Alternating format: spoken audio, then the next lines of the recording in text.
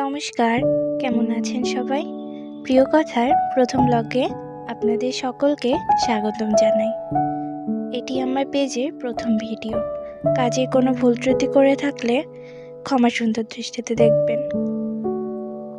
দেখুন আকাশটি কত সুন্দর লাগছে।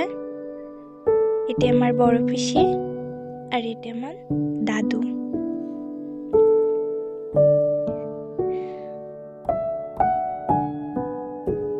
চলুন আপনাদের সাথে গল্প করতে করতে মাকে কিছুটা রান্নার কাজে সাহায্য করে দিই। আসলে ব্লগিং করার ইচ্ছাটা অনেক দিন থেকে মনে মনে থাকলেও কখনো সাহস হয়ে ওঠেনি, লোকে কি বলবে। কিন্তু আমার দিদি ভাই অদ্রিতা মজুমদার সরকার এবং উপমা সরকার দিদির কাছ থেকে আমি অনেকটাই সাহস পেয়েছি। আর আমাকে সব থেকে বেশি সাপোর্ট করেছে আমার দাদা আর আমার মা। তারাই আমাকে বোঝালো লোকের কথায় কান দিয়ে কি হবে, লোকে তো কত কিছুই বলবে। লোকে কি বলবে এটা যদি আমরা ভাবি তাহলে লোকে কি বলবে। তাই নিজের মনে সাহস জুগিয়ে শুরুই করে দিলাম। দেখা যাক কতদূর কি পারি।